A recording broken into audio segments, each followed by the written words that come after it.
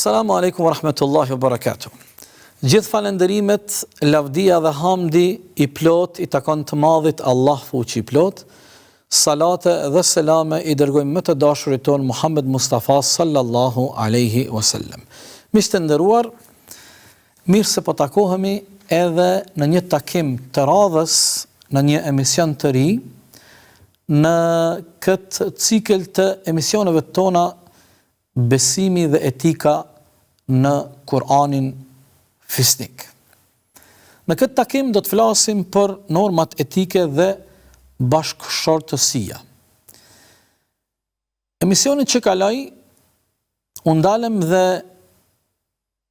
radhitëm disa prej normave etike bazike të cilat ndërlidhen me familjen në përgjithësi si institucioni më i rëndësishëm brenda familjes dhe llojit njerëzor. Tani, në këtë takim së bashku, dëshiroj që të ndalem në mënyrë më të fokusuar tek normat etike të cilat ndërlidhen me bashkëshortësinë, me norma dhe rregulla të cilat kanë të bëjnë me lidhjen dhe obligimet e detyrimet karshi bashkëshortëve ata në mes vete.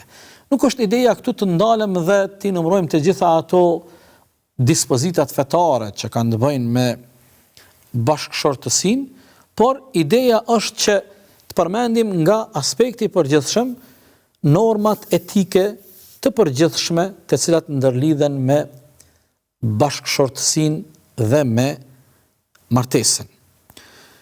Të dashurit e mi, që në fillim dua të ndalem tek një veçori që e karakterizon fen ton, veçori e Kur'anit në raport me bashkëshortët. Kur'ani na mëson se sa i përket raportit mes bashkëshortëve, në fen ton kemi një kushtetut, kështu po shprehem, e cila quhet kushtetuta e bashkëshortësisë. Kushtetuta e bashkëshortëve. Dietarët islam kur kanë nxjerr nga mësimet e Kur'anit këtë perl, dëshirojnë të përcjellin një mesazh për gjithë bashkëshortët e ardhshëm se lidhja dhe marrëveshja mes burrit dhe gruas, kurorëzimi i dashurisë që ne e quajmë martesë, për këtë lidhje ka kushtetut. Dhe kur themi ne kushtetuta, atëherë ne e dim se përtej këtij akti juridik nuk mund të kemi ndonjë gjë e cila ka vlerë dhe peshë më shumë se sa kushtetuta. Prandaj, Islami dëshiron që marrëveshjet dhe zotimet reciproke mes burrit dhe gruas, mes bashkëshortëve, të kuptohen se ata e kanë lidh besën mes tyre mbi bazën e një kushtetute që Islami e quan kushtetuta e bashkëshortësisë, që i bie se si lidhje bashkëshortore nuk mund të ketë ndonjë lidhje më serioze dhe më shumë që peshon për nga rëndësia dhe serioziteti se kjo formë që Kur'ani na mëson dhe na sugjeron. Si çdo lloj kushtetut që përmban në vetvete norma, ligje, kapituj e tjerë, edhe kjo kushtetuta e bashkëshortësisë që vjen nga apo derivan nga normat e Kur'anit dhe rregullat të cilat na i ka mësuar i dashuri ynë pejgamberi alayhis salam, përmban në vete kapitullin i cili sankcionon ai kapitulli i ndalesave por edhe përmban në vete edhe atë kapitullin e gjërave të lejuara. Kapitulli i ndalesave është një kapitull shumë i rëndësishëm ku muslimani dhe muslimania, ku çdo besimtar dhe çdo besimtare janë të kujdesshëm, të përkushtuar që të mos shkelen këto ndalesa. Për shembull, kur lexojmë ajetin 22 të kaptinës Nisa, Allahu fuqiplot urdhëron dhe thot: "Wala tankihu ma nakaha aba'ukum min an-nisa." Po azem, atje tek kushtetuta e martesës në Islam, në kapitullin e ndalesave ka një nen, ku thuhet: "Juve nuk u lejohet të martoheni me ato gra të cilat më parë ishin të martuara me prindrit tuaj." Rregull. Nuk shkelet ky rregull. Do thot Islami ka përcaktuar norma. Shkojmë tutje. Tek ajeti 23-24 i kaptinës Nisa. Kaptina e grave në Kur'an. Allahu fuqiplot në kapitullin e ndalesave përmend ligjet si vijojnë. Hurrimet alejkum ummahatukum. Pri rregullave tek bashkëshortësia, tek martesa janë edhe këto ligje. Juve u ndalohet në çdo rrethant të martoheni me nanat e juaja. Pik. Nuk ndryshon. Wa banatukum. Juve po ashtu u ndalohet të martoheni me vajzat tuaja. Keni parasysh sot në kohën moderne, për fat të keq, me vije keq duhet të shprehem, por dua të përmendi, sot në kohën tonë bashkohore kemi raste incesti. Allahu na ruajt. Wa akhawatukum.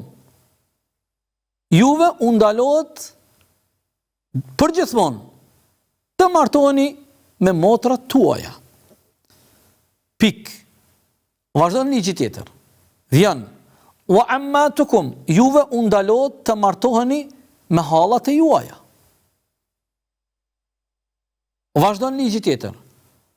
Juve u ndalohet përgjithmonë të martoheni me tezën tuaj. Vazhdon ligji vijues. Juve ju ndalohet të martoheni me vajzat e vëllezërve tuaj. Juve ju ndalohet të martoheni me vajzat e motrave tuaja. Juve ju ndalohet përgjithmonë martesa me atë grua që e ke nan prej gjirit. Do thotë, nëse një grua e huaj e cila nuk ka asnjë lidhje, ti nuk ke asnjë lidhje gjaku e as miqësie me atë grua.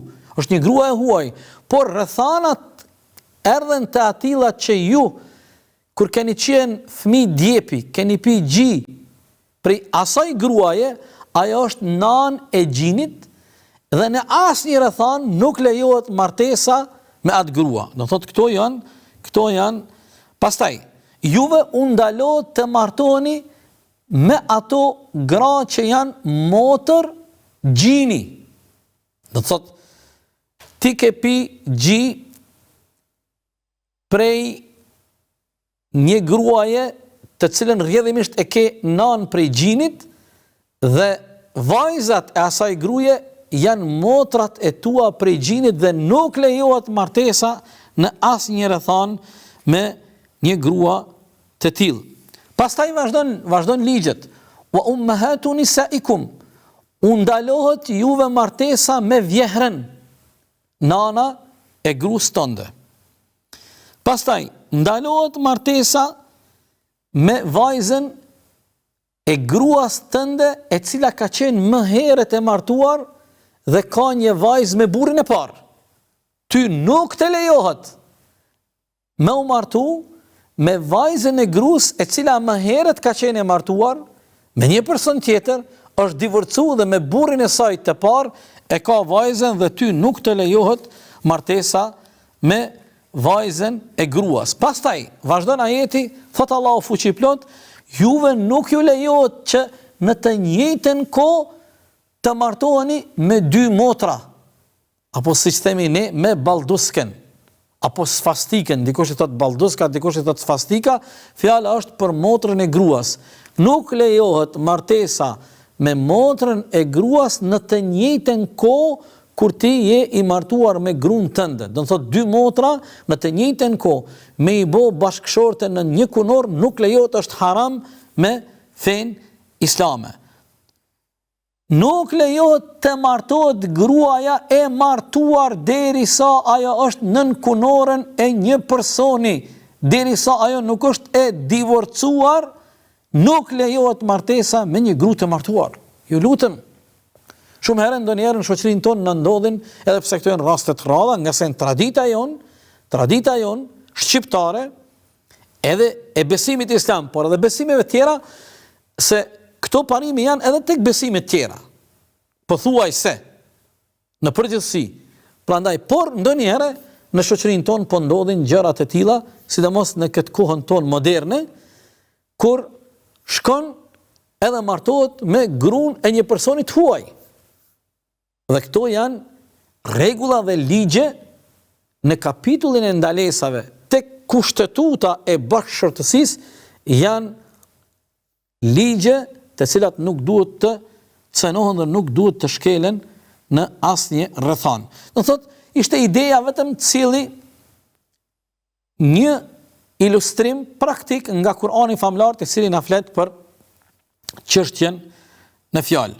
Ndërsa kur jemi tek kapitulli i atyre gjërave të cilat lejohen sa i përket bashkëshortësisë dhe martesës, edhe këtu kemi një numër të madh të ajeteve nga Kurani fisnik që na sugjerojnë edhe na mësojnë që si të veprojmë kur ne vendosim të martohemi dhe pastaj si të bëhet përzgjedhja e bashkëshortit, respektivisht bashkëshortes e kështu me radhë. Kurani po ashtu na mëson se si ne duhet të kujdesemi dhe të bëjmë përzgjedhjen e bashkëshortit apo bashkëshortës me ato atribute dhe cilësi që ne i preferojmë, i admirojmë, i pëlqejmë e kështu me radhë. Po e zëm në kapitullin Nisa ajetin 34, Allahu fuqiplot thotë kështu: Fas-salihatu qanitatun hafidhatun lil ghaibi bima hafidha Allah. Tash Allahu na tregon edhe na sugjeron cili duhet të jetë kriteri i përzgjedhjes kur një i ri apo një e re dëshiron mbi kriteret që ai apo ajo i ka vendosur me përzgjedh shokun e jetës, bashkëshortin apo bashkëshorten. Thotë mes tjerash ajetin në fjalë, femra dhe gra të ndershme janë ato femra të mira, të devotshme, të ndershme për plot namaz. Thotë shiqoni këtu, përmenden disa prej atyre virtyteve dhe atributeve që duhet t'i ketë si bashkëshorti, ashtu edhe bashkëshortja. Kur jemi tek martesa, e përmendem edhe, apo aludum, dua edhe njëre ta rrithe kësaj, martesa legjitime mbi rregullat të cilat na mëson Kurani dhe pejgamberi alayhis salam, është ajo martesë që nuk vije si rjedhoj e imponimit dhe dhunës. Por martesa legjitime është ajo martesë që rezulton dhe del nga vullneti dhe bindja e lirë, në veçanti kur kemi të bëjmë me vullnetin dhe bindjen e lirë të vajzës, të femrës. Do të thotë, vullneti i saj i lirë, bindja e saj e lirë, përzgjedhja e saj, dhe pastaj kësaj ja shtojmë edhe bekimin dhe aprovimin e kujdestarit të saj, prindit, familjes e kështu me radhë, të gjitha këto i japin kuptim por njëkohësisht edhe legjitimitet martesës legjitime në Islam. Prandaj Allahu fuqiplot po zëm në Kur'an në ajetin 19 nga kapitulla Nisa thot: La yahillu lakum an tarithu an-nisaa kurha. Juve nuk ju lejohet që të keni pronësi mbi gratë, duke i detyruar ato gratë pa vullnetin dhe bindjen e tyre të lirë që ti martoni. Normal, ky ajet, konteksti i këtij ajeti na flet për një praktik të shëmtuar para se të vijë Kur'ani, që ka qenë tek një pjesë e arabëve, kur një gruaje i ka vdekur burri, familja e burrit të saj e kanë marrë në pronësi jetën e saj, kësaj gruaje të vej, dhe kanë vepruar përkundër dëshirës dhe vullnetit të saj, siç ata kanë dëshiruar. Dhe siç ata e kanë pa të arsyeshme, Kur'ani e ka zbrit këtë ajet dhe ka ndaluar një praktik të tillë. Nuk ju lejohet juve që ju të merrni në pronësi vullnetin e lirë dhe fatin e gruas në mënyrë të dhunshme. Por gjithmonë zgjidhja e saj, liria dhe vullneti dhe bindja e saj e lirë duhet të respektohet.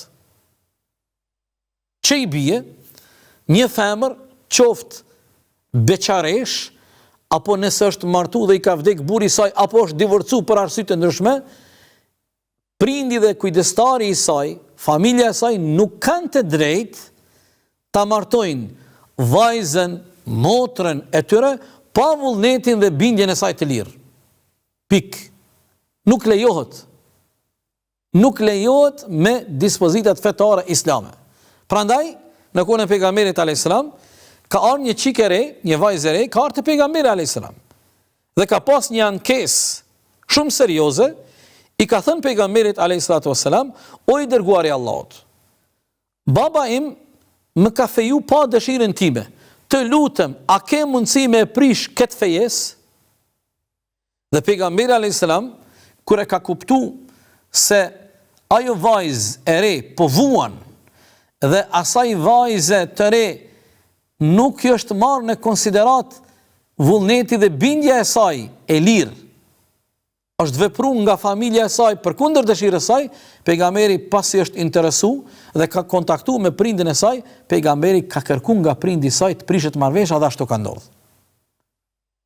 Dhe ky është një prej atyre rregullave dhe një prej atyre dispozitave që Islami kërkon nga ne që ne ta respektojmë.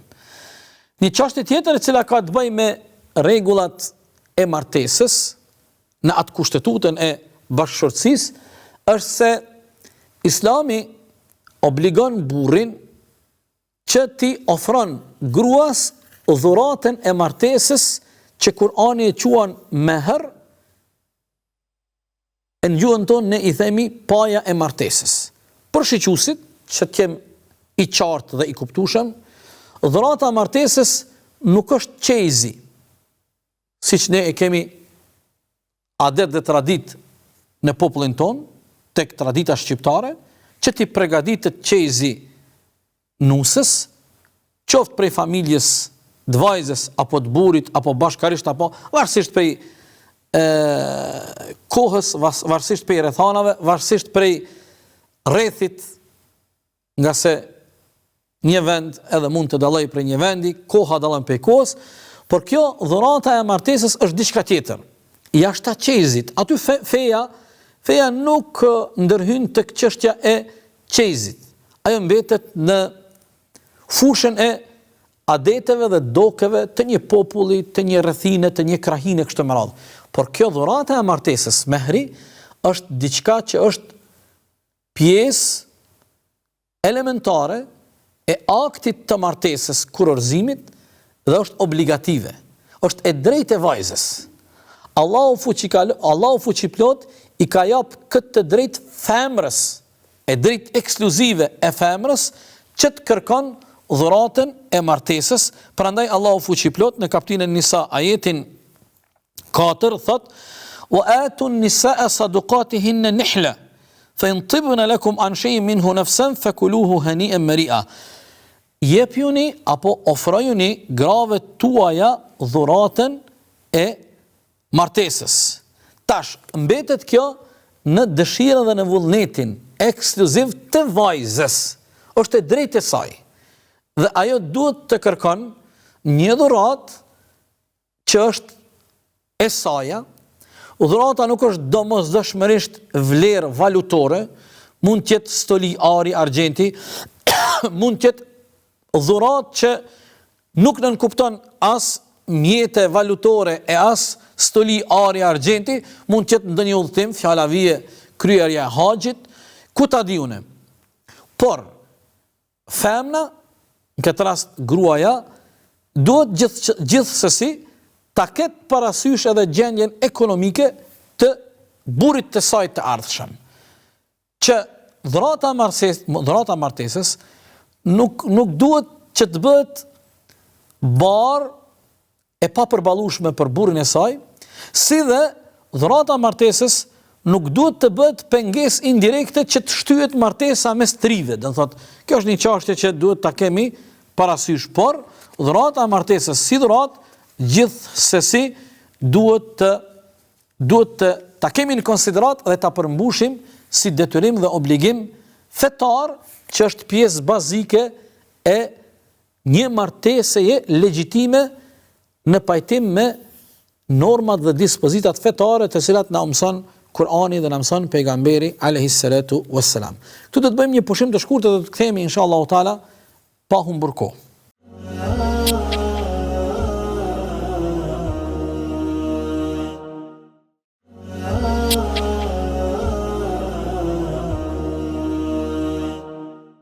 Assalamu alaikum wa rahmatullahi wa barakatuh. Të nderuar vëllezër dhe motra, po vazhdojmë aty ku e lam. Jemi duke folur në këtë takim për normat etike të cilat kanë të bëjnë me bashkëshortësinë. Përmendëm disa koncepte dhe norma të rëndësishme që lidhen me momentin dhe aktin e martesës, pastaj me detyrimet dhe obligimet që bashkëshortët në mesvete kanë. Përmendëm atë bukurinë e feston që sa i përket raporte dhe obligimeve që duhet të kenë parasysh burri dhe gruaja si bashkëshort mesvete, rregullat e Kuranit dhe të pejgamberit alayhis salam kanë parasysh një kushtetutë e cila quhet kushtetuta e bashkëshortësisë. Do thotë, kur themi kemi një kushtetutë e cila ka të bëjë në mënyrë ekskluzive me raportet mes dy bashkëshortëve, kjo tregon në çfarë niveli të lartë Islami e shiqon lidhjen bashkëshortore mes burrit dhe gruas, dhe për të qenë martesa gjithmonë e suksesshme dhe për të qenë ata bashkëshort ideal gjatë jetës tyre, prej tyre kërkohet që këtë kushtetut bashkëshortore ata ta njohin, ta respektojnë dhe të mos e cënojnë gjatë jetës së tyre në asnjë rrethan. Duke pas parasysh përvojën njerëzore nga vetë jeta jonë. Përvoja njerëzore na thotë se jo çdo herë, çdo martesë shkon në atë frymen e duhur të normales, të natyrshmes, të harmonisë, të mirëkuptimit, të dashurisë. Ndonjëherë një martesë edhe mund të ketë problemet dhe krizat e saj. Edhe në këtë aspekt, kushtetuta e bashkëshortëve na ofron kapitullin i cili na ndihmon në rrethanat e tilla kur një lidhje bashkëshortore përjeton kriza, përjeton qarje, mospajtime apo kutadione. Prandaj Allahu fuqiplot për çdo situatë të mundshme parimisht që e karakterizon një lidhje bashkëshortore, në Kur'anin famlart, në mësimet e pejgamberit kemi alternativa dhe zgjidhje se si dalim prej situatave të pakëndshme. Po e zëm, po e marrim sa për ilustrim një gjendje të veçantë që mund të jetë karakteristik e një raporti mes dy bashkëshortëve. Nëse ka fillu të trashet mospajtimi dhe fillon të ketë jo respekt mes dy bashkëshortëve dhe si rjedhoj e këtyre mospajtimeve dhe mungesës së respektit, edhe mund të ketë urrejtje për të mos thënë Allahu na rujt edhe armiqësi, atëherë Allahu kështu na sugjeron në kapitullin Nisa, ajetin 35, Allahu fuqiplot thot: وإن خفتم شقاق بينهما وإن خفتم شقاق بينهما فابعثوا حكما من أهله وحكما من أهلها إن يريد إصلاحا يوفق الله بينهما. Nëse ju keni frikë se raporti mes dy bashkëshortëve do të hynë në një cikël jo të mirë, po hynë në një rrugë të keqe. Urrejtja, mospajtimet, qarjet mes tyre kanë filluar të bëhen të dukshme. Atëherë Allahu sugjeron thotë kështu: zgjedhni një njeri të urtë prej familjes djalit dhe një njeri të urtë e të mençur po ashtu prej familjes të vajzës, dy të urtë të mençur, një nga pala e djalit, një nga pala e vajzës. Tash është interesant Allahu që ka thot. Thot nëse këta dy urtaka, i cili njeri përfatson palën e vajzës, tjetri përfatson palën e djalit, nëse këta dy kanë qëllimin me e gjetë rrugdaljen dhe zgjidhjen, Allahu do t'jep bereqet. Allahu do t'jep sukses.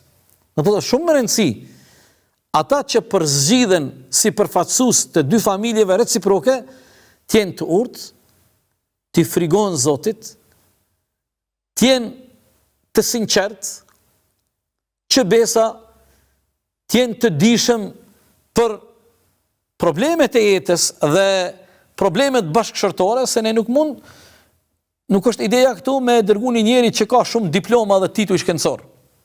E ndoshta i vetë është i pa martuar. Apo ndoshta është deshtak në jetën e tij familjare. Prandaj është interesant, shikoni sa bukur Allahu në mënyrë decisive, shumë të qartë thot: një urtak i mençur i cili do të jetë gjykatës, do të gjykon drejt, pa emocione. Do të gjykon në mënyrë të arsyeshme, ku interesi që këta dy tri të vazhdojnë jetën e tyre dhe të i kalojnë problemet nëse mund të i kalojnë, është prioritet.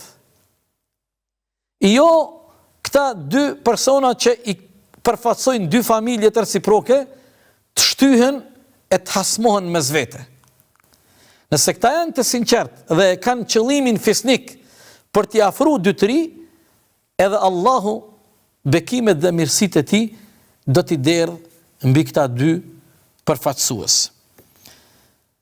Kjo është një moment nga momentumet që e karakterizojnë jetën bashkëshortore në momentet e caktuara.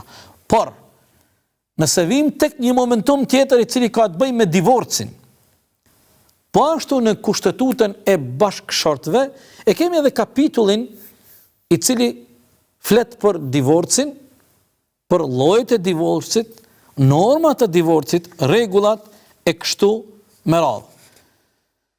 Të nderuar vëllezër dhe motra, më lejoni në vija të trasha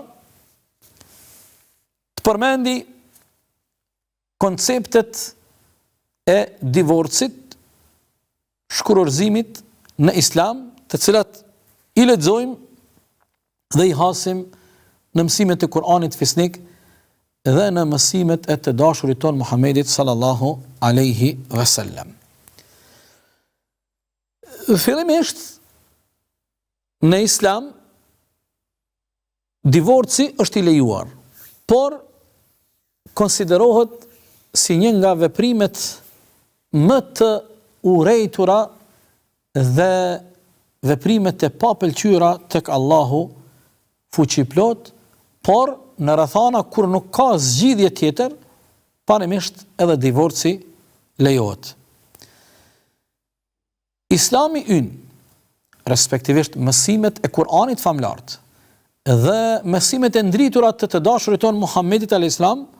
kanë vendos rregulla dhe norma të qarta sa i përket divorcit, me qëllim që të mbrohet e drejta e të dy bashkëshortëve, duke shmang zullumin dhe padrejtësit dhe duke respektu të drejten dhe dignitetin e të dy bashkëshortëve, rrjedhimisht edhe fëmijëve nëse kanë fëmijë, dhe dignitetin e të dyja familjeve reciproke që përfaqësojnë këta dy bashkëshortë.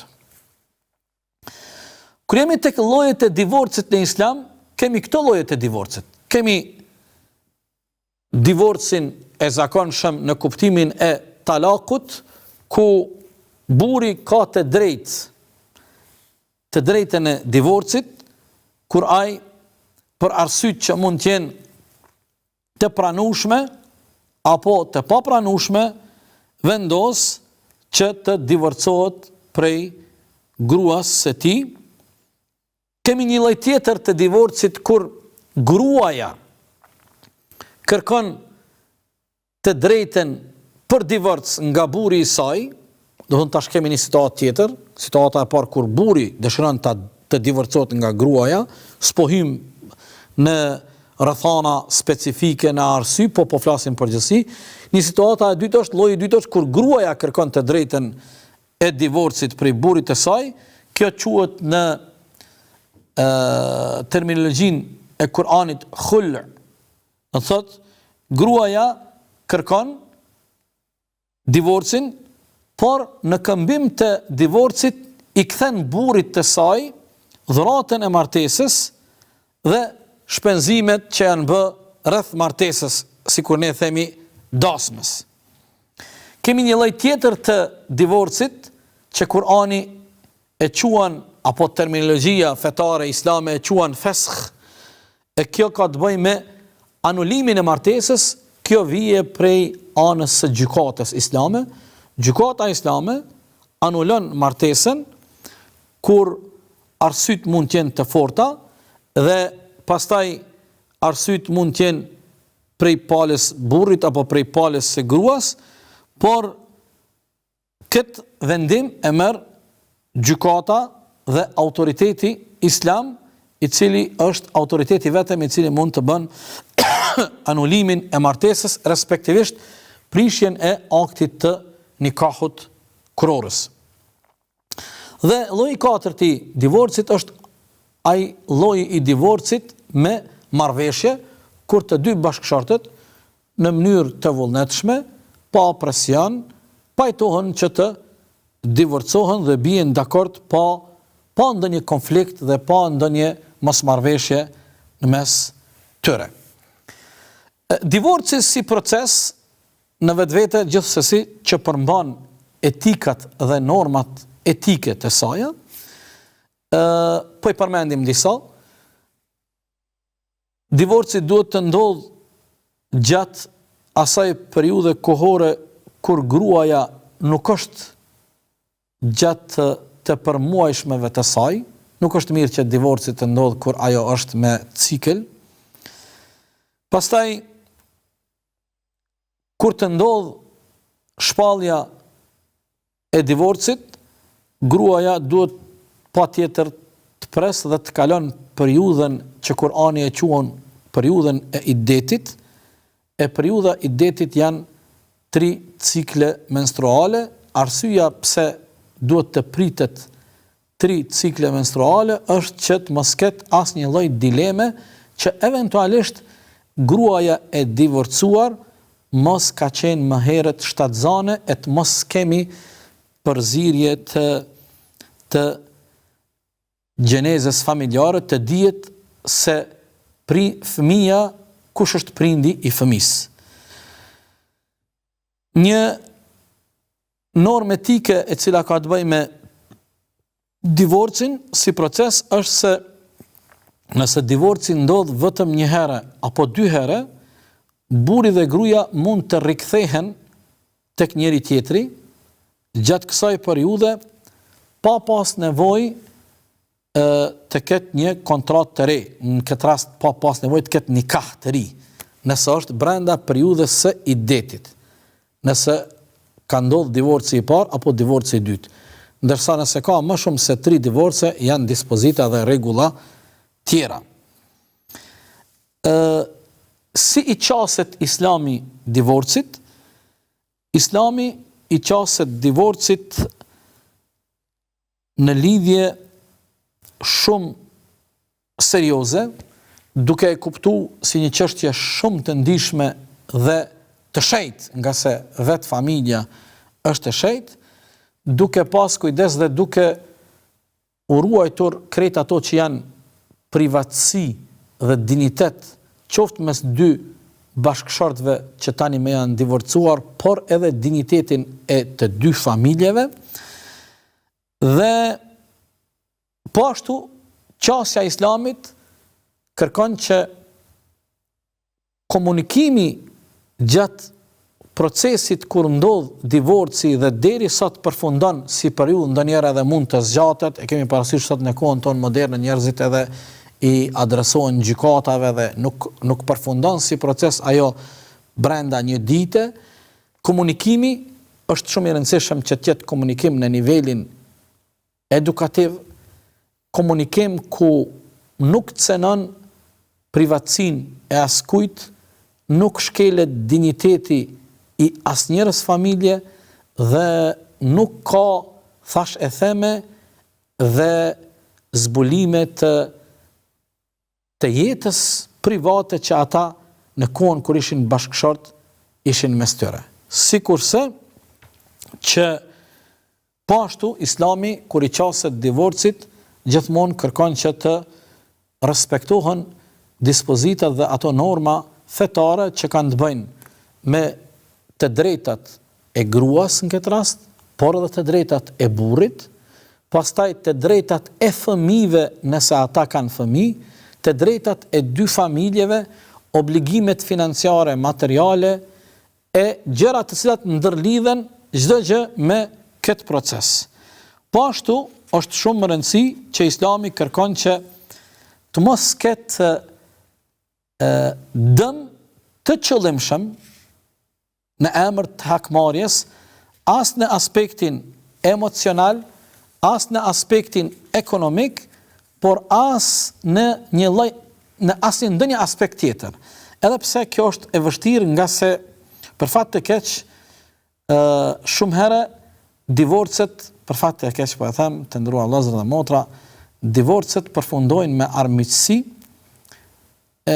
më e pakta me armiqësi mes atyre dy ish personave që më herët kanë qenë burr dhe gru, por ndonjëherë armiqësia te kalon edhe këta dy, përcillet edhe tek dy familjet reciproke dhe duke u nisur se ne jetojmë në një vend të vogël ku të gjithë njihemi me njëri tjetrin e që besa edhe jemi të afërm dhe kemi lidhje edhe familjare edhe të farefisit edhe të miqësisë në mes vete, është mirë që edhe në rrethanat të divorcit të jemi të dinjitetshëm, të jemi të përgjegjshëm, të mos lejojmë që të cënohet askush në asnjë rrethan, nga se të gjithë ne një ditë do të jemi familjar dhe nuk është mirë që të e lëndojmë dhe të e dëmtojmë askënd, nga se dëmi dhe lëndimet të cilat shkaktohen në rrethanat e tilla kur kemi divorce dhe gjatë tyre proceseve dhe pas përfundimit, janë dëme dhe janë lëndime shumë të rënda. Janë dëme dhe janë lëndime e padrejtësi shumë të rënda, e që në prizmin e mësimeve të Kuranit dhe të pejgamberit alayhis salam padrejtësitë të cilat mund të shkaktohen gjatë këtyre momentumeve, nuk përgjigjemi për ato padrejtësi vetëm këtë botë, por ata të cilët janë zhytur dhe janë përly me padrejtësi të tilla, sigurisht se do të gjykohen dhe do të llogariten edhe në botën tjetër. Allahu na ruaj, nga se haku i huaj është i rënd nesër në ditën e gjykimit. E në veçanti kur kemi të bëjmë me problemet që janë mes bashkëshortëve, problemet e divorcit, problemet e pasurisë, dëmet materiale, fëmijët e kështu me radhë. Elusë Allahun te bareke ve teala që në vendin ton, në shoqërinë ton, në familjet tona, të kemi gjithmonë qetësi, të kemi mirëkuptim e harmoni, të kemi dashuri e mëshirë, të kemi mirëkuptimin dhe respektin e ndërsjellët, e sa më pak të kemi raste të mospajtimeve, të divorceve, nga se ne jemi pak, nuk jemi një shoqëri qindra milionëshe, dhe divorcet e atakojnë dhe e sulmojnë drejt për drejt bërthamën dhe themelin e një populli, një shoqërie dhe një shteti. Elusë Allahun te bareke ve teala që të gjithëve të na udhëzoj në rrugë të mbarë e në rrugë të mirë, deri në takimin e radhës. Wassalamu alaikum wa rahmatullahi wa barakatuh.